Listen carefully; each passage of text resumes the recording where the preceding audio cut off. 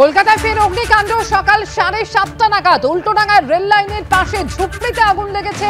একের পর এক ঝুপড়িতে আগুন ছড়িয়ে পড়ে এবং দমকল আসার আগেই পুড়ে ছাই হয়ে গিয়েছে বেশ কয়েকটি ঝুপড়ি। সেখানকার ছবি এই মুহূর্তে দেখতে পাচ্ছেন। দমকলের 6টি ইঞ্জিন সেখানে পৌঁছে আগুন নিয়ন্ত্রণে আনার চেষ্টা চালাচ্ছে।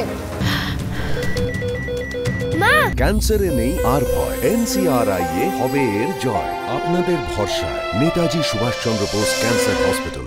সরাসরি কথা বলবো হিন্দল দে, রয়েছেন এই মুহূর্তে আমাদের সঙ্গে। হিন্দল, একের পর এক ঝুপড়ি ইতিমধ্যেই পুড়ে ভস্মীভূত হয়ে গিয়েছে।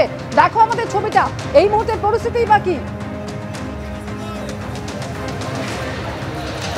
দেখো, তোমাকে বলে রাখি এই মুহূর্তের পরিস্থিতি কিন্তু অনেকটাই স্বাভাবিক। আগুন নেভানো কিছুটা সম্ভবপর হয়েছে।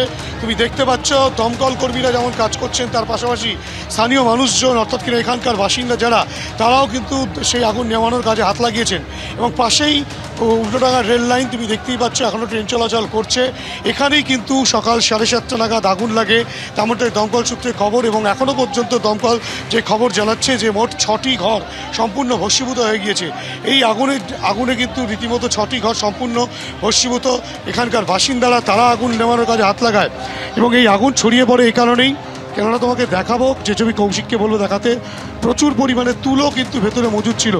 তুলো, প্লাস্টিক, এ ধরনের দাহ্য বস্তু অধিক পরিমাণে থাকার কারণে কিন্তু আগুন দ্রুততার সঙ্গে ছড়িয়ে পড়ে। এবং তোমাকে বলে রাখি 103 উল্টোডাঙ্গা মেন রোডের এই যে পরপর ঝুপড়িতে আগুন, সেই আগুনে কিন্তু সম্পূর্ণ ঘর, সব যতগুলো ঘর রয়েছে সেই সবকটা ঘর কিন্তু ভস্মীভূত। এবং পার্শ্ববর্তী আর যেসব ঝুপড়ি রয়েছে সেই সব ঘরে কিন্তু আগুন দমকল কর্মীরা ছড়াতে দেননি, তেমনটাই দমকল সূত্রে খবর। এবং সেই মুহূর্তে ছবি আমরা দেখতে পাচ্ছি যখন একেবারে বিধ্বংসী আকার ধারণ করে এই আগুন। উল্টোডাঙ্গার পাশে, উল্টোডাঙ্গা লাগোয়া সেই ঝুপড়িতে আগুন লেগেছে। একের পর এক ঝুপড়ি ইতিমধ্যে পুড়ে সম্পূর্ণ ভস্মীভূত হয়ে গিয়েছে।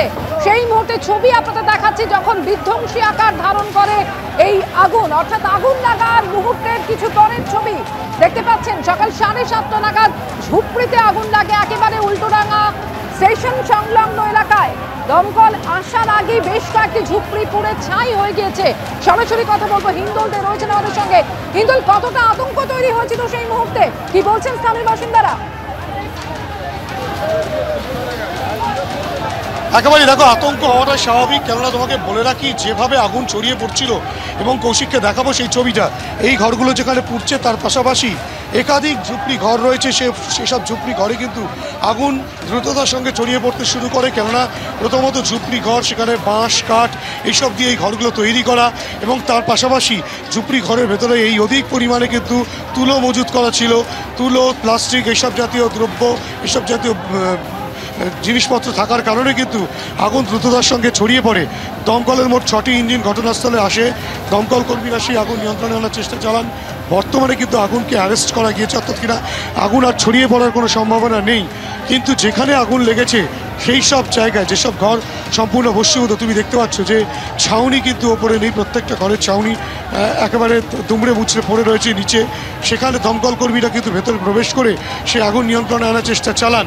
কিন্তু গোটা পরিস্থিতিতে আগুন কিভাবে লাগলো সেটা এখনও পর্যন্ত স্পষ্ট নয়, কিন্তু আতঙ্কের ছবিটা কিন্তু একেবারে স্পষ্ট। তোমাকে দেখাবো বাইরে মানুষজন যারা এই ঝুপড়ি ঘরগুলোতে থাকেন, বসবাস করেন, তারা কিন্তু রীতিমতো আতঙ্কের মধ্যে পড়ে গিয়েছিলেন এবং তারা নিজেরাই বেরিয়ে আছেন।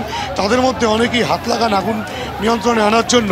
গোটা পরিস্থিতিতে একেবারে আগুন আতঙ্কে সাত সকালে উল্টোডাঙ্গার ঝুপড়ির বাসিন্দারা, যারা কলকাতা পুরসভার 32 নম্বর ওয়ার্ডের অন্তর্গত এই অঞ্চল, এবং সেখানে কিন্তু রীতিমতো সেই আগুন নিয়ন্ত্রণ করার পর দমকল কর্মীরা যেমন নিয়ন্ত্রণ করেছেন, তার পাশাপাশি স্থানীয় মানুষজন যারা রয়েছেন তারাও কিন্তু সেই আগুন নিয়ন্ত্রণে আনার চেষ্টা চালাচ্ছেন। এখনো পর্যন্ত সেই চিত্রই কিন্তু দেখা যাচ্ছে। একেবারে, অর্থাৎ আগে থেকে খানিকটা হলেও আগুন নিয়ন্ত্রণে এসেছে, তবে যেভাবে বিধ্বংসী আকার ধারণ করেছিল এই আগুন, তাতে একের পর এক ঝুপড়ি পুড়ে সম্পূর্ণ ছাই হয়ে গিয়েছে। দমকলের 6টি ইঞ্জিন ঘটনাস্থলে পৌঁছো এবং আগুন নিয়ন্ত্রণে আনার চেষ্টা চলছে।